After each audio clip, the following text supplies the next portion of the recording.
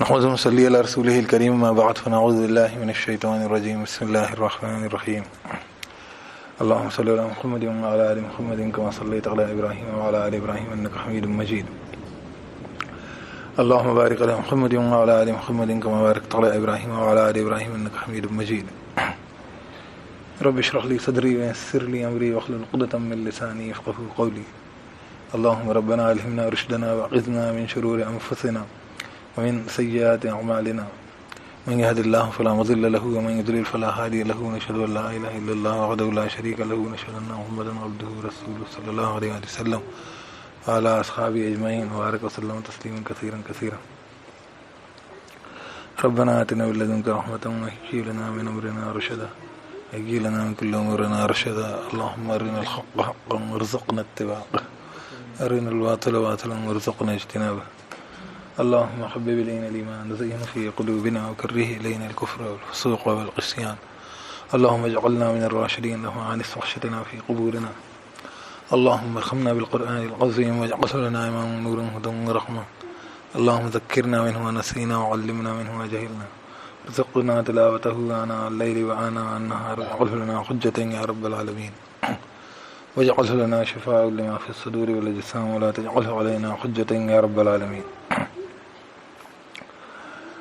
اللہ پاک قرآن کو سمجھنے غور فکر کرنے تدبر تفکر کرنے عمل کرنے اس کے پیغام کو دوسروں تک پہنچانے پھیلانے احکامات خود پہ اور لوگوں پہ نافذ کرنے لانے والے پیغمبر کے دین کو سمجھنے اسلام و دیان پہ غالب ظاہر کرنے اس کے مقصد کو مکمل کرنے والا بنا اپنے بندوں میں شامل کر لے اپنے فضل سے عطا کر تمام قسم کے گناہوں خطاؤں کوتاہیوں کمزوریوں لغزشوں برائیوں کمیوں سیئات کو نبی کریم صلی اللہ علیہ وسلم کے صحابہ کرام رضی اللہ تعالیٰ علیہم اجمعین تمام انبیاء علیہم السلام تمام صدیقین شہداء صالحین رحمۃ اللہ علیہم اجمعین تمام آسمانی کتابیں قرآن مجید والدین محترم دیگر بزرگ اقربا بزرگان دین بندے ان کی شان کی گستاخیوں حرمتیوں کو مومنین کی دل شکنی کو تربندوں کے اختلفیوں کو بڑے بڑے گناہ کفر تک پہنچا دینے والے گناہ ہلاک کر ڈالنے والے گناہ کبیرہ گناہ خطۂ اعمال بھی موجب بنے دوزخی آگ واجب کرنے والے گناہ تمام قسم کفر شرک نفاق ظلم زیادتی فحش بے حیائی بغض و تکبر حرص لالچ حسد کینہ رشک باہمی اختلافات بدگمانی والظنی شخ نفس کلا قرآن علی قلوبہم ما کانوا یکسبون ایسے گناہ جن سے سیاحتیں زنکات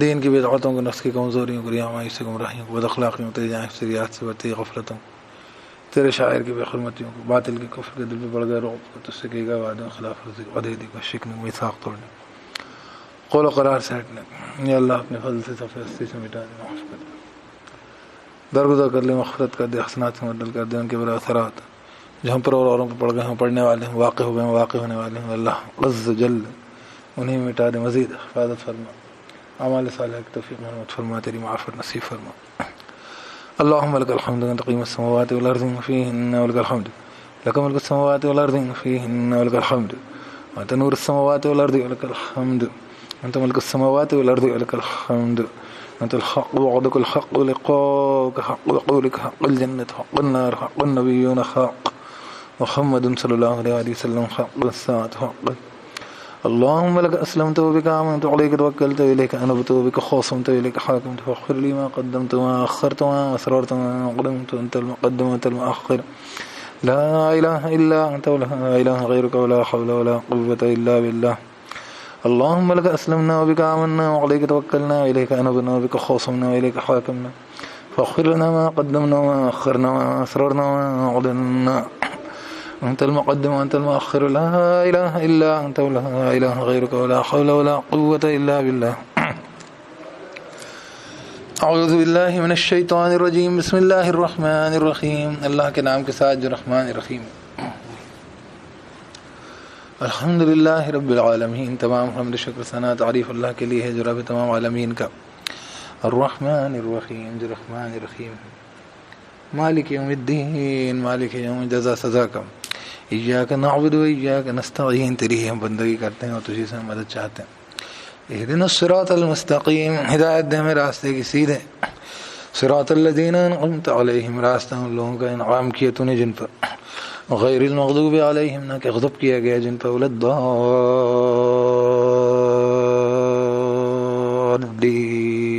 الضالین اور نہ جو بھٹک گئے گمراہ ہوئے آمین یا رب العالمین سورہ فاتحہ کے حوالے سے ہم جب بھی یہ قرآن مجید کی کوئی بھی صورت ملاتے ہیں، نماز پڑھتے ہیں، سورہ فاتحہ پڑھتے ہیں، اس کے بعد سورت ملاتے ہیں. سورہ فاتحہ جو ہے وہ کھولنے والی چیز ہے. قرآن مجید کا مفہوم جو ہے اس دعا کے حوالے سے کھلتا ہے. جب ہم مانگتے ہیں اللہ میں ہدایت دے ان کے راستے کی جن پہ تو انعام کیا، انبیاء کا، صدیقین، شہداء، صالحین کا راستہ، اور ان کا نہیں جو کہ غضب جن پہ اللہ تعالیٰ کا ہوا یا جو گمراہ ہو گئے. اس میں جو انعمت علیہم لوگ تو وہی جو انبیاء ہیں، ان کے پیچھے پیروکار ہیں. اور یہ مغضوب لوگ وہ قومیں ہیں جن کو اللہ نے ہدایت بھیجی تھی ان کی طرف، لیکن انہوں نے اپنی حرکتیں کر کے غضب کا حق پا لیا، غضب کے حقدار ہو گئے، وہ اللہ کی ناراضگی کے، یا جو گمراہ ہو گئے جیسے کہ یہود و نصارہ. اسی طریقے سے دوسری قومیں بھی جن پر اللہ تعالیٰ کا غضب نازل ہوا جبکہ انہوں نے اللہ کی آیتوں کو، اللہ کی ہدایت کو ٹھکرایا. تو اب اس کے اندر جب بھی ہم اس کے بعد قرآن کی کوئی سی بھی آیتیں پڑھتے ہیں تو اس کو ہم اس پس منظر میں پڑھتے ہیں کہ اس کی ہدایت کیا ہے اور اس سے ہٹ کے چلنے کا راستہ کیا ہے، گمراہی کا راستہ کیا ہے. اس لیے قرآن میں ہمیشہ یہ دونوں چیزیں بار بار آتی جاتی ہیں. کہیں پہ وہ لوگوں کا جو ہے طریقہ بتایا جاتا ہے جنہوں نے نبیوں کی بات مانی جو صحیح طریقہ تھا، اور ان کا بھی بتاتے ہیں کہ یہ نہیں کرنا ہے، یہ جو لوگ اس راستے پہ پڑھیں ان سے یہ غلطی ہوئی. تو اسی لیے اس کو پہلے پڑھ کے اللہ سے دعا مانگ کے پھر اپن نماز میں سورہ فاتحہ پڑھ کے جو ہے کوئی بھی جیسے کہتے ہیں سورت کا حصہ پڑھتے ہیں یا کچھ آیتیں پڑھتے ہیں یا پوری سورت پڑھتے ہیں. تو اسی کے ساتھ ہم جب بھی یہ مطالعہ کرتے ہیں تو اس میں بھی ہم اس چیز کا فائدہ اٹھاتے ہیں کہ بھئی جو ہے اللہ تعالیٰ ہمیں کتاب کے حوالے سے سورہ فاتحہ کی دعا کے جیسے کہنا چاہیے مقبولیت میں قرآن کی آیتیں ہم پر اور مزید کھولے. پچھلے نشست میں ہم بات کر رہے تھے جو ہے طلاق کے متعلق، جو ہے ہم نے جو ہے باتیں بہت ساری جیسے کہنا چاہیے شروعاتی باتیں پڑھی کہ جو ہے اگر کوئی انسان قسم کھا بیٹھے اپنی بیوی کو ہاتھ نہ لگانے کی تو ایسی قسموں کو پہلی بات تو نہیں کھانا چاہیے، لیکن اگر کھائی ہے تو جو ہے 4 مہینے کا موقع ہے اس کو رجوع کرنے کا. وہ 4 مہینے میں رجوع نہیں کرتا وہ تو جو ہے پھر جو ہے اگر طلاق کا ارادہ ہو گیا اس کا، اگر وہ رجوع نہیں کرے گا تو اس میں طلاق ایک واقع ہو جائے گی. اچھا، اس کے علاوہ ویسے بھی اگر کوئی اس طریقے کی قسم نہ کھائے لیکن طلاق دے اور نیت و ارادے کے ساتھ تو اللہ سننے والا جاننے والا. اس لیے طلاق کا نیت کے ساتھ کہنا طلاق ہی ہوگی. کچھ لوگ اس طریقے کی باتیں کرتے ہیں غصے میں دے دی غصے میں ہی طلاق دے گا، کوئی محبت میں طلاق نہیں دے گا. کبھی بیوی پہ پیار آ رہا تھا اس لیے طلاق دی، کوئی بیوقوف کوئی کہیں پہ نہیں دے گا بیوی کو محبت میں طلاق غصے میں ہی دی جاتی، ناراضگی پہ ہی دی جاتی. تو اس لیے یہ کہنا کہ غصے میں طلاق نہیں ہوتی یہ حماقانہ بات ہے، یہ حماقت ہے یہ بالکل. ہاں یہ ایک بات ہے کہ کسی نے 3 طلاق جو اس کی بحثیں ہیں کہ اس کو اس نیت سے نہیں دیا تھا، 3 طلاق دینے کا اس کا ارادہ نہیں تھا، تو اس پہ وہ بحث ہے، پھر وہ کافی اس کے اوپر ہم بات چیت کر پچھلے مرتبہ نشست میں کر چکے. میں نے اس بار یہ سوچا تھا لیکن یہ لائٹ بھی نہیں ہے اور ہم اس کو جو آگے اس کے اوپر جو بات ہے وہ پہ آگے بڑھ جائیں انشاءاللہ. اگلی نشست میں اگر موقع رہا تو میں تفسیر ابن کثیر سے الطلاق و مرتان کے بارے میں جو دوسرے خیالات ہیں، کیونکہ اب جو ہے اس کے اوپر ہمارے یہاں ٹرپل طلاق کے اوپر قانون قاعدہ بھی بنا ہے، اور وجہ یہ تھی کہ اس کے اندر ان کو ہمارے یہاں کے مسئلہ کے اختلافات کا فائدہ اٹھانے کو موقع مل گیا. ورنہ اگر ہم سب ایک جٹ ہو کے بول دیتے کہ نہیں صاحب یہ ہمارے دین اسلام کے باہر جا رہی ہے بات، تو ہمارا رائٹ ٹو جیسے کہتے ہیں ریلیجن جو ہے، فریڈم آف ریلیجن جو ہمارے ہندوستان کی بات کر رہا ہوں اعتبار سے، اس کے اندر کوئی آپ کے مذہب کو ایسا آپ کو کوئی قانون قاعدے سے چھیڑ نہیں سکتا جو آپ کے مذہب کے باہر چلے جائے آپ کو لے کے. لیکن اس میں تھوڑی گنجائش بن گئی اور ہمارے یہاں لوگوں نے بھی جو ہے رضامندی دے دی خاموشی سے. ایک چیز ہوتی ہے اس میں خاموشی سے اقرار آپ نامہ ظاہر کر دیتے ہیں، اس وجہ سے لوگوں کو موقع لگ جاتا ہے.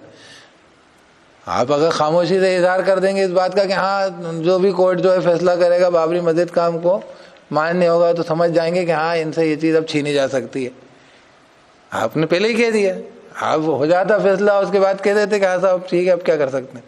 پہلے کہہ دیا تو ان کو دلیری بہادری مل گئی کہ ہاں آپ دے دو فیصلہ. پہلے کہنے کی غلطی تھی. اسی طریقے سے ٹرپل طلاق کے مسئلے میں بھی آپ کو آپ کی خاموشی جو ہے وہ ان کو وہ موقع دے رہی ہے. ورنہ یہ کہ اگر آپ کا مطلب یہ مذہب کا مسئلہ ایسا بن جاتا کہ نہیں صاحب یہاں مذہب کے باہر جانے کا معاملہ ہم اس میں داخل نہیں کر سکتے، کسی کی فکر داخل نہیں ہو سکتی، تو پھر معاملہ اتنا وہ کر نہیں سکتے. جو بھی ہو تو میں دوسری فکر بتا دوں گا. لیکن ہاں جو مسئلہ کہ احناف کا فتویٰ تو یہی تھا کہ اگر 3 طلاق ایک آدمی دے گا نیت کے ساتھ تو طلاق ہو جاتی ہے. وہ بیوی اس کے لیے مستقل حرام ہے. اور یہاں پہ جو تدریجاً طلاق دینے کا جو معاملہ ہے وہ ٹھیک ہے کہ طلاق ایک دینا چاہیے اور عدت تک کے لیے دینا چاہیے، یہ اس کا طریقہ ہے. مطلب جیسا کہ آئیڈیلی طلاق دی جانی چاہیے اسلام میں، کہ ایک آدمی اپنی بیوی کو ایک طلاق دے اور عدت تک کے لیے طلاق دے، اور عدت کے اندر جو ہے وہ بیوی اس کے ساتھ رہے، اس کے گھر میں رہے، تاکہ اس کی کوئی گنجائش بنے تو وہ رجوع کر لے بغیر نکاح کے. اور اگر عدت پوری ہو جائے تو پھر جو ہے وہ آزاد ہو جائیں گے، اس مطلب نکاح سے باہر نکل جائے گی، طلاق بائن ہو جائے گی. اب جو ہے نکاح کر کے ابھی بھی شادی دوبارہ ہو سکتی ہے، امکان ہے، کیونکہ طلاق ایک دی ہے یا دو دی ہوں، مرتان کے بعد طلاق نہیں ہوگی. وہاں سے اپن پڑھ رہے ہیں اب، ٹھیک ہے، کہ اگر اس کو طلاق پھر دے دے تو پھر جو ہے وہ اس کے لیے حلال نہیں، یہاں تک کہ وہ نارملی کہیں اور جو ہے جیسے کہنا چاہیے کہ شادی کرے وہ عورت، اور وہاں پر بھی اس کی طلاق ہو جاوے یا وہ اس کا شوہر کا انتقال ہو جائے، جو بھی ہو جائے، اور جو ہے وہ تب وہ حلال ہوگی اس کے لیے دوبارہ شادی کرنے کے لیے، ورنہ یہ دوبارہ شادی. اچھا، اس میں ایک دو باتیں اور عرض کر دوں کہ جیسے دوبارہ جب بھی شادی ہے عدت کے اندر، یہ ایک اور دو طلاق کے اندر رجعی طلاق کہلاتی ہے. 3 طلاقیں رجعی نہیں ہوتی. اب وہ ایک بیٹھک میں دی ہو تو بھی وہ نہیں، اس کے بارے میں نے بتایا کہ احناف میں تو یہی فتویٰ تھا کہ 3 طلاق اگر دے دی گئی ہو تو رجعی یعنی رجوع کے قابل یعنی ریووکیبل نہیں ہوتی، ٹھیک ہے. اور کسی بھی صورت حال میں اگر 3 بار طلاق دے دی گئی ہے، اگر وہ ٹھہر ٹھہر کے 3 موقعوں پہ دی ہے تو بھی پھر وہ رجعی نہیں ہوتی. ان کے جو ہے اس کے اندر یہ ہے کہ ہاں وہ ایک ساتھ کئی طلاقیں دینے کو مانتے نہیں ہیں. کون نہیں مانتے؟ 2 لوگوں کے اپنے ایسا ہے، ایک اہل تشیع شیعہ حضرات میں، اور ایک جو ہے اہل ظاہر جو ہے اہل حدیث کے اندر وہ ابن تیمیہ کے فتوے کے اوپر وہ عمل کرتے ہیں کہ نہیں، طلاق ایک ایک کر کے ہی دی جائے گی، ایسے نہیں دی جائے گی جو قرآن مجید کے اندر سورۃ طلاق کی آیت ہے. اس کے میں پیچھے بحث کر چکا ہے، نئے چہرے دکھ رہے ہیں، اس لیے میں دوبارہ بتا رہا ہوں تاکہ بات سمجھ میں آ جاوے کہ احناف جو ہے حنفی مسلک کے اندر 3 طلاق اگر دے دی گئی ہے، اور حناف میں بھائی واقعی شافعی وغیرہ میں بھی ہے وہ، اس کے مجھے ابھی کیونکہ میں نے ابن کثیر جو ہے وہ موبائل میں ہے، اور میں نے اس کو وقت کی بھی تنگی ہے اور اندھیرا بھی ہے، اپن اس کو اگلی نشست میں اللہ چاہے تو ڈسکس کر لیں گے کہ باقی مسلک کیا کہہ رہے ہیں، ہے نا. کیونکہ ہر ایک میں جو ہے موٹے طور پر طلاق جو اگر 3 دے دی گئی ہیں تو ہو جاتی ہے طلاق. اس کی صورت حال ہے، نیت وغیرہ کا دخل تو ہمیشہ ہی رہے گا، نیت کے بغیر تو خیر کوئی بھی عمل جو ہے اس طریقے کا نہیں ہوتا. لیکن جو بات میں کہہ رہا تھا کہ اگر 3 بار طلاق دے دی گئی ہو الگ الگ کر کے یا ایک ساتھ دے دی گئی ہو، یہ رجعی طلاق نہیں ہے، یہ رجوع نہیں ہو سکتا. اس کی رجوع کی صورت صرف جب بنے گی جب کہیں اور اس عورت کا نکاح ہو، وہاں سے بھی نارملی طلاق ہو جائے یا بیوہ ہو جائے، مطلب ایسی صورت ہو کہ وہ نکاح ختم ہو جائے اس کا دوسرا، تب اور اس کے لیے حلال ہوگی. اس میں بھی یہ صورت حال کیا بنے گی کہ اب نکاح کریں گے. اور اسی طریقے سے ایک طلاق بھی اگر دی ہے اور 3 مہینے گزر گئے، 3 ہے تو وہ نکاح کریں گے، کیونکہ وہ ایسے رجوع نہیں ہو سکتا. وہ مطلب عدت گزرنے کے بعد تو رجوع ایسے ہو ہی نہیں سکتا. عدت کے دوران اگر 1 یا 2 طلاق ہیں تو رجوع ہو سکتا ہے، اور عدت گزرنے کے بعد نکاح کر کے رجوع ہو سکتا ہے. 3 طلاق میں ایسے بھی کسی صورت میں رجوع نہیں ہو سکتا. اس کو عورت حلال نہیں ہے، اس کے لیے وہ حرام ہو گئی، اس کے لیے وہ عورت کہیں اور شادی کرے گی اگر وہاں. اور اس کے اندر 1 2 باتیں ایسی ہیں کہ دیکھیے قضیات ہو گئی، یہ ہو گئے، اس لیے اس کا مذاق بنا ہے حلالہ کا. حلالتن کہتے ہیں، حلالتن جیسے کعبتن کعبہ ہے نا، نام ہوتا ہے نا وہی، جیسے کسی کے کہتے ہیں زائدہ، تو یہ حلالتن حلالہ، اس لیے حلالہ کہتے ہیں اس کو، ٹھیک ہے.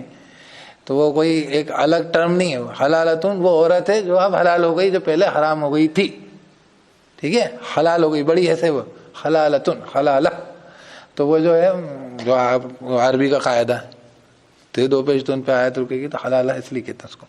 تو میں یہ کہہ رہا تھا کہ وہ حلالتن نارمل جو ہے قضیات آپ کے اس میں کوئی عمل دخل نہیں کرے گا. اگر لوگ پلان کرتے ہیں، پلان کرنا مطلب ہم ایک آدمی نے 3 طلاق دے دی ہے، چاہے وہ 3 ایک ساتھ دے دی ہوں یا 3 الگ الگ زمانے میں دی ہو، 3 ہو گئی ہوں طلاق. اب وہ اپنی اس جو ہے بیوی سے نکاح کرنے کے لیے وہ یوں کہے کہ تم کہیں شادی کرو اور پلان کرے، تو یہ پلانڈ میرج اسلام کے اندر جو ہے کانٹریکٹ میرج نہیں ہوتی، متع حرام ہو چکی ہے اسلام. لیکن یہ وہی جانتا ہے، خدا جانتا ہے، کیونکہ نیت جو ہے ان لوگوں کی جو ہے اس کے اوپر وہ قضیات تو شادی کروا دے گا، وہی شادی ہو گئی. اب اس نے طلاق دے دی, ان کا پہلے سے سیٹنگ ہے پہلے سے, تو اب یہ آپ نے شریعت کا مذاق بنایا اور کچھ نہیں ہے, اور اس کی وجہ سے مسلمانوں کا مذاق اڑ رہا ہے اور کچھ نہیں ہے. آپ مذاق اڑا رہے ہیں اس کا, اصل میں آپ تو نکاح کا مذاق بنا لو. آپ کیا کرو, آپ جو ہے 2 لوگ ملیں کہ بھائی 2 لوگوں کو زنا خوری کرنی ہے, اور 2 لوگ جو ہیں اس کے لیے وہاں پہ وہاں پہ بھاڑے کے گواہ رکھ کے بیٹھے رہیں, اور وہاں جائیں اور بولے بھائی ہم نے یہ شادی کر لی اور یہ گواہ ہیں, اور تھوڑی دیر بعد اس کو مہر دے کے پیسے دے کے چھٹی کر دیں, طلاق دے دیں تھوڑی دیر بعد, یہ ہو گئی بات ختم. آپ بدکاری کرنے لگ جاؤ اس کو لے کر, تو آپ کو کوئی روک پائے گا اس کے اوپر. اور یہ شیر جب شہرت پا جائے گی تو لوگ بولیں گے دیکھو مسلمانوں کے جو آسان نکاح تھا اس کا انہوں نے یہ مزہ لیا, اس کی انہوں نے یہ جو ہے جیسے کہنا چاہیے اس سے خرافات نکالی. نکاح آسان ہے اسلام میں, بہت آسان ہے بھائی, میاں بیوی قاضی کی بھی ضرورت نہیں, دونوں جو ہیں فریقین جو ہیں دونوں راضی ہیں, 2 گواہ ہیں, شادی وقوع پذیر ہو جائے گی. طلاق بھی اتنی آسان ہے, وہ بھی اسی لیے کہ کوئی دونوں میں ایسے جھگڑے ہو رہے ہیں اور جہاں ایک پارٹی طاقتور ہے کمزور ہے تو اس کو دبوچ کے مار نہیں ڈالے آدمی, اس لیے طلاق اس کو آسانی دی, اس لیے آدمی کو طلاق کاغ دیا کہ طلاق دے دے گا کہیں پیچھا چھوڑ دے بھائی, تاکہ وہ عورت جو ہے وہ یہ سب عورت کی تحفظ کے لیے. نکاح کا آسان ہونا, نکاح آسان نہیں ہو رہا اس وجہ سے جو ہے, کیونکہ دیکھیے سوسائٹی کے اندر جتنی بہائی اور فحش اور وہ ہے اس سے عورتوں کے اوپر حملے تو ہو ہی رہے ہیں, لیکن نکاح آسان نہیں ہو رہا. تو وہ نکاح جو ہے جو عورت کو ذمہ داری سے جوڑتا ہے آدمی کو, اس کی نکاح کیوں ہوتا ہے؟ تاکہ عورت کے اوپر جو آدمی کو ذمہ داریاں آتی ہیں نان نفقے کی, اس کے بچے ہیں ان کے بچوں کی پرورش کی, ان کے بچوں کے باپ کے اوپر اس کی لائبلٹی, اسی لیے تو نکاح ہوتا ہے. نکاح کا فائدہ, نکاح کا سب سے زیادہ فائدہ جو ہے وہ عورت کے لیے ہے. تو نکاح کا آسان ہونا عورتوں کے فیور میں ہے یہ. اور اسی طریقے سے طلاق کا آسان ہونا یہ بھی عورتوں کے فیور میں, کیونکہ اگر طلاق آسان نہیں ہوگی تو لوگ عورتوں کو مار ڈالتے تھے, سب لوگ یہی کرتے تھے. عیسائیوں میں کیونکہ موت جدا کرتی تھی تو موت ہی جدا کرتی تھی وہ. اسلام نے طلاق کا طریقہ جو دیا ہے وہ زبان سے آدمی طلاق دیتا تو طلاق ہو جاتی, کم سے کم آدمی کو غصہ آتا تو یہ کر کے وہ عورت کا سے پیچھا چھڑا لیتا وہ, ورنہ وہ عورت کے ساتھ دوسرے قسم کی حرکتیں کرتے تھے. اور اسی کے بعد بیوہ کی شادی بھی اسلام میں ہے اور طلاق شدہ کی شادی بھی اسلام میں ہے, اور بہت آسان. تو نکاح کیونکہ آسان ہے نا, نکاح آسان ہوتا ابھی ساری جو ہے ابھی ہم نے کیا نکاح کے ساتھ جوڑ دیے ہیں, اتنی بڑا ولیمہ اور اتنے سارے اخراجات, اتنے سارے خرچے, اس لیے نکاح مشکل لگ. نکاح مشکل نہیں ہے, نکاح تو بس مرد و عورت کی منظوری اور 2 گواہ جو کہ اور جو ہے مہر کا تعین کر لینا. اور مہر کا اگر تعین اس وقت نہیں بھی ہے, بات کے لیے تعین کر دی ہے تو بھی ہو جائے گا, نکاح واقع ہو جائے. تو یہ اس لیے یہ بات ہے کہ نکاح کے لیے آسانی کا رکھا گیا ہے اور طلاق کو بھی آسان رکھا گیا ہے. خیر میں بات کر رہا تھا کہ جو ہے طلاق 2 مرتبہ ہے, اور اس کے بعد جو ہے اللہ پاک فرماتے ہیں کہ وہ جو ہے معروف طریقے پر جو روکے رکھنا ہے, اور جو ہے احسان کے ساتھ جو ہے رخصت کر دینا ہے. اور طلاق دینے والا اگر آدمی ہے تو اس کے لیے جائز نہیں ہے کہ وہ کسی سے بھی کچھ واپس لے, مہر وغیرہ.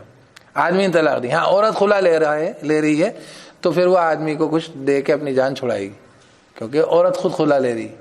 ٹھیک ہے, تو ظاہر سی بات ہے کہ مہر کی ذمہ داری آدمی کی, نان نفقے خرچہ کرنے کی ذمہ داری آدمی کی, ولیمہ وغیرہ ہے وہ آدمی کرتا ہے.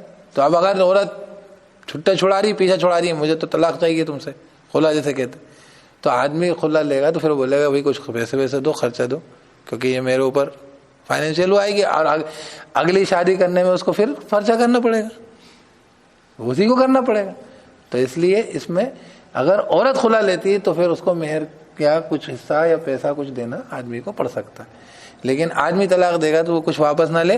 یہاں تک کہا گیا ہے کہ اگر اس نے مہر وغیرہ کے علاوہ جو تحفے تحائف دیے ہیں اپنی بیوی کو وہ بھی واپس نہ لے, لیکن وہ فرض کی صورت میں نہیں ہے.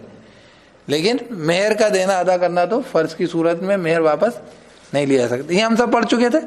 اس کے بعد اللہ پاک فرماتے ہیں کہ یہ اللہ کی حدیں بھائی جو ہے ان کو جو ہے تم جو ہے اللہ واضح کرتا ہے ان لوگوں کے لیے جو علم رکھتے ہیں. اور یہ جو ہے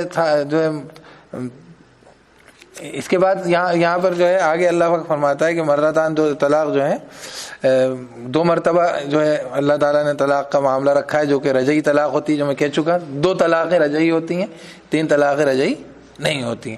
لیکن اگر تیسری ہو گئی تو کیا کہیں گے؟ فَإِن طَلَّقَهَا فَلَا تَحِلُّ لَهُ مِن بَعْدُ حَتَّى تَنكِحَ زَوْجًا غَيْرَهُ.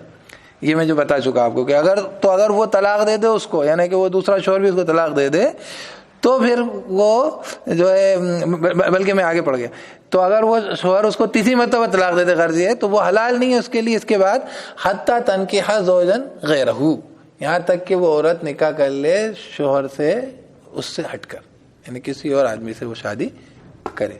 اور فَإِن طَلَّقَهَا، تو اگر وہ طلاق دے دے اس کو، یعنی دوسرا شوہر، فَلَا جُنَاحَ عَلَيْهِمَا أَن يَتَرَاجَعَا إِن ظَنَّا أَن يُقِيمَا حُدُودَ اللَّهِ.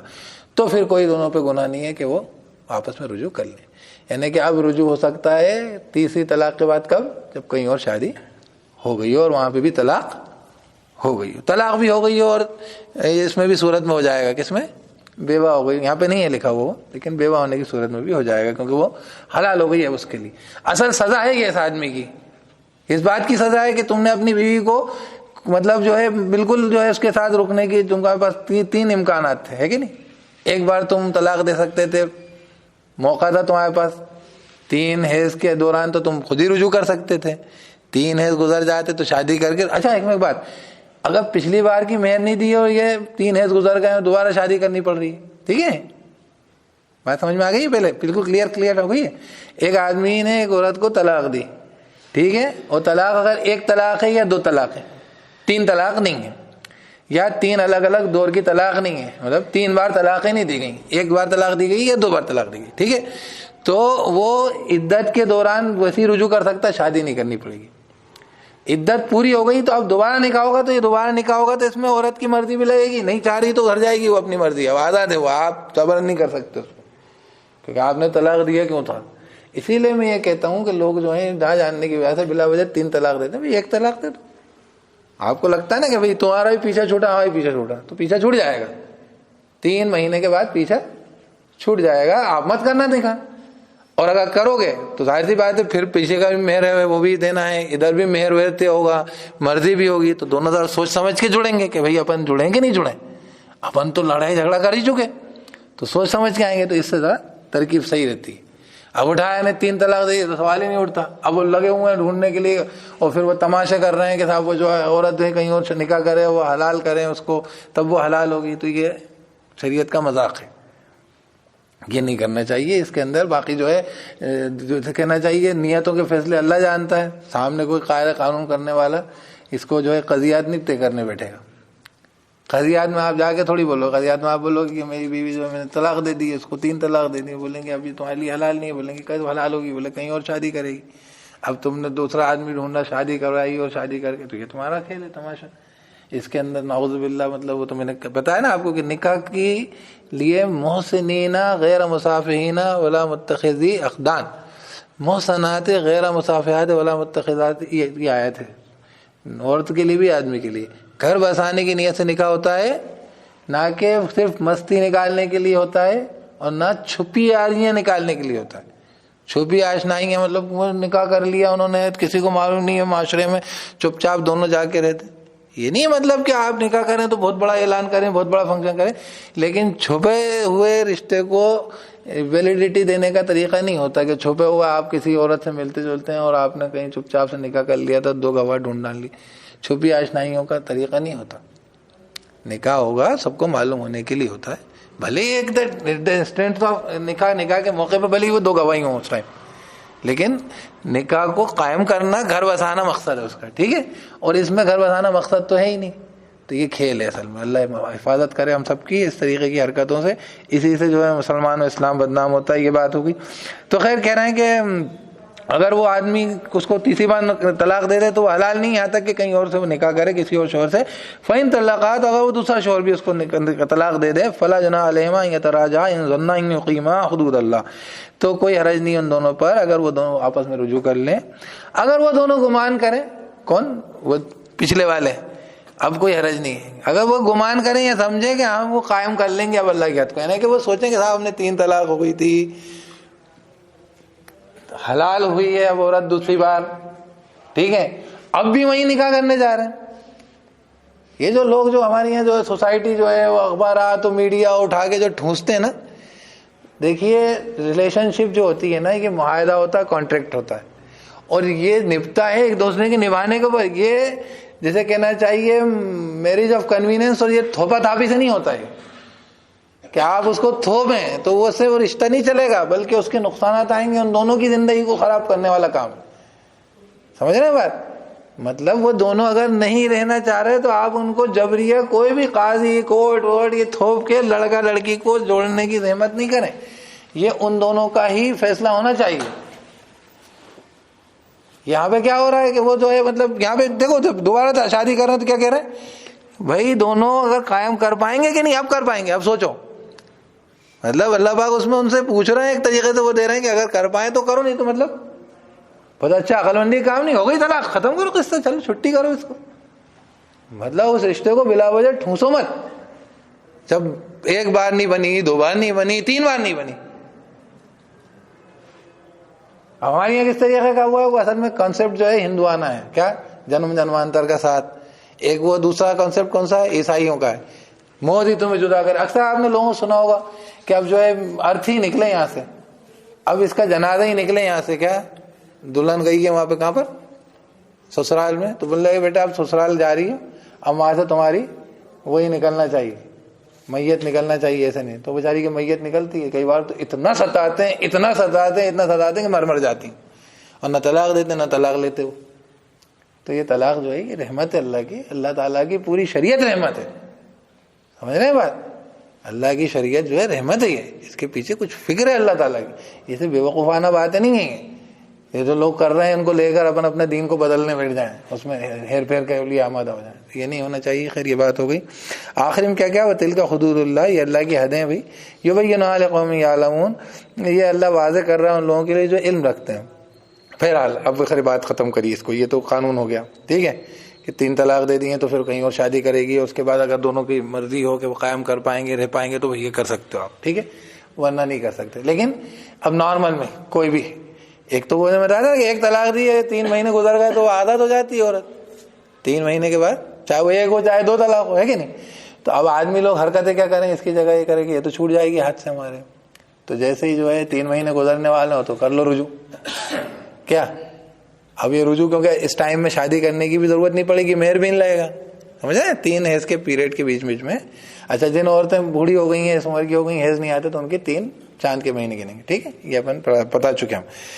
تو خیر کیا کہہ رہے ہیں، وَإِذَا طَلَّقْتُمُ النِّسَاءَ وَبَلَغْنَ أَجَلَهُنَّ فَأَمْسِكُوهُنَّ بِمَعْرُوفٍ أَوْ سَرِّحُوهُنَّ بِمَعْرُوفٍ، اور اگر تم طلاق دلا لو عورتوں کو تو وہ اپنی اگر مدت کو پہنچ جائیں، اپنے ان کا ٹائم ہو جائے، یعنی 3 حیض گزر جائیں، تو فَأَمْسِكُوهُنَّ بِمَعْرُوفٍ أَوْ سَرِّحُوهُنَّ بِمَعْرُوفٍ، تو ان کو روکے رکھنا معروف طریقے پر. معروف طریقہ کیا ہوگا بھائی؟ پیریڈ گزر گیا عزت کے 3 پیریڈ، یعنی اب شادی کر کے روکنا پڑے گا. اور رخصت کرنے کا طریقہ کیا ہے بھائی؟ کوئی ہے مہر وغیرہ دینا دلانا تو دے دو، چھٹی کرو. یا اگر کوئی اور تم نے اس کو ساتھ سامان دیا تو وہ بھی دے دو. یہ معروف طریقہ ہی ہے اس کا، جو اسلام کہتا ہے کہ اس سے عورت سے کچھ مت لو. جب آپ کوئی تعلق ٹوٹ رہا ہے تو بھی اچھے خوبصورت نوٹ پہ ختم کرو اس کو، کہ آدمی کو یادیں رہیں تو یہاں نہیں اچھا آدمی تھا، بڑا مجھے دل دلا کے رخصت کیا تھا. بہرحال اگر چھٹی بھی ہوئی ہے، رشتہ ٹوٹا بھی ہے تو اچھے طریقے سے ٹوٹے. ٹھیک ہے، تو کیا کہہ رہے ہیں؟ رخصت کرنا. وَلَا تُمْسِكُوهُنَّ ضِرَارًا لِتَعْتَدُوا، اور اس لیے مت روکنا ان کو تکلیف دینے کے لیے کہ تم حد سے گزرو. وہ جو میں نے بتایا کہ اس لیے دوبارہ شادی کر لی گئی تو اپن ستائیں گے اس کو، یا اس لیے رجوع بیچ میں ہی کر لیا گیا تو ہاتھ سے چلی جائے گی. ٹھیک ہے، تو ایسا نہیں کرنا، چھوڑ ہی دینا بھائی، جا رہی ہے جانے کی، تو بلا وجہ اس کو روک کے. میں نے کہا نا کہ رشتوں کو ڈھونے کی نہیں ہو رہی، اس سے تکلیف ہوتی ہے. کیا کہہ رہے ہیں؟ وَلَا تُمْسِكُوهُنَّ ضِرَارًا لِتَعْتَدُوا، مت تم روکنا ان کو تکلیف دینے کے لیے تاکہ حد سے گزرو. وَمَن يَفْعَلْ ذَلِكَ فَقَدْ ظَلَمَ نَفْسَهُ، جو کوئی یہ کرے گا تو اپنی جان پہ ظلم کرے گا. ایک تو اللہ نے ایک جان سے پیدا کیا ہے مرد و عورت کو، ایک جگہ اللہ پاک فرماتے ہیں اسی سے اس کا جوڑا بنایا، ہم نفس ہوتی ہے عورت. سمجھے؟ بابا آدم کی اماں ہوا کو ہم نفس بنایا ہے اس طریقے سے ہر آدمی کے لیے، اور ہم سب ایک جان سے پیدا ہوئے ہیں. تو اگر ہم ظلم کرتے ہیں کسی عورت پہ، بھلے ہی رشتہ داری ہو یا نہیں ہو، ہم اپنی جان پہ ظلم کر رہے ہیں، اور اس کا نتیجہ جب بھگتیں گے تو معلوم ہوگا کہ ہم نے اپنے ہی ناش کیا ہے. اللہ کے جب سزائیں ملیں گی اور ظلم کرنے کی عورتوں کے اوپر. ٹھیک ہے، تو کیا کہہ رہے ہیں؟ وہیں افضل ڈالے گا جو یہ کرے گا، یعنی کہ تکلیف دینے کے لیے عورت کو رجوع کر لے گا. تو کہہ رہے ہیں کہ اس نے اپنی جان پہ ظلم کیا. ولا تتخذوا آیات اللہ ہزوا، اللہ کی آیاتوں کا ہنسی مت لو. مذاق نہیں ہے. وَاذْكُرُوا نِعْمَتَ اللَّهِ عَلَيْكُمْ وَمَا أَنزَلَ عَلَيْكُم مِّنَ الْكِتَابِ وَالْحِكْمَةِ يَعِظُكُم بِهِ. اللہ کی نعمت کو یاد کرو. اللہ کا یہ انعام ہے, اللہ کی نعمت ہے, یہ شریعت جو تم ملی ہے, جو تم پر ہوئی ہے, اور جو اللہ نے نازل کی ہے تم پر کتاب اور حکمت, جو تمہیں اللہ نے اسلام کی توفیق دی ہے, تم مسلمان ہوئے, تمہارے اوپر اللہ تعالیٰ نے قاعدے قانون ضابطے بنائے, تمہاری زندگی منضبط ہے, جانوروں کی طرح نہیں ہے. لوگ جو ہے اپنے اپنے حساب سے سوچ رہے ہیں, خیال بہا رہے ہیں. تو یہ اللہ کہہ رہا ہے کہ تم اللہ کی نعمت کو یاد کرو جو تم پر ہوئی, اور جو اللہ نے نازل کی تم پر کتاب اور حکمت. یعظکم بھی, وہ نصیحت کر رہا ہے تمہیں اس کے ذریعے. واتقوا اللہ واعلموا ان اللہ بکل شیء علیم, اور اللہ سے ڈرو, جان لو. یہ تقوی یہی ہر جگہ ہوتا ہے نا, یہی ہے. اللہ تعالیٰ ہر شے کو خوب جانتا ہے, اللہ کو زیادہ علم ہے, اس لیے اللہ تعالیٰ کو کوئی بات کہہ رہا ہے ایسے کرو ایسے کرو تو ویسے ہی کرو, اس کے باہر جانے کی, ٹرانسگریس کرنے کی ضرورت نہیں ہے. اور اللہ کی نشانیوں کو, قرآن کی آیتوں کو مذاق نہیں بنانا. جیسے میں نے کہا مذاق بنا لیا انہوں نے, 3 طلاق دی پہلے تو بھائی, طلاق دینے کا موقع تو 1 طلاق دے دیتے, 3 مہینے کا ٹائم انتظار کر لیتے, وہی عادت تھی, چاہتے تو شادی کر لیتے, چاہتے تو وہی وہ کہیں اور شادی کر لیتی, عادت ہو گئے تھے دونوں. نہیں صاحب 3 طلاق دیں گے ہم. اور کیا کہا کہ یہ آیتیں ان کے لیے جو کہ علم رکھیں. تو بہرحال اللہ تعالیٰ عمل کرنے کی, سمجھنے کی توفیق دے, اور جو ہے یہ آیتوں کے اوپر جو ہے اس کے اندر اللہ کی آیتوں کا مذاق نہ بنائیں. سبحان اللہ و بحمدہ, سبحانک اللہم و بحمدک, ونشہد ان لا الہ الا انت, نستغفرک ونتوب الیک. سبحان ربک رب العزة عما یصفون, وسلام علی المرسلین, والحمد للہ رب العالمین.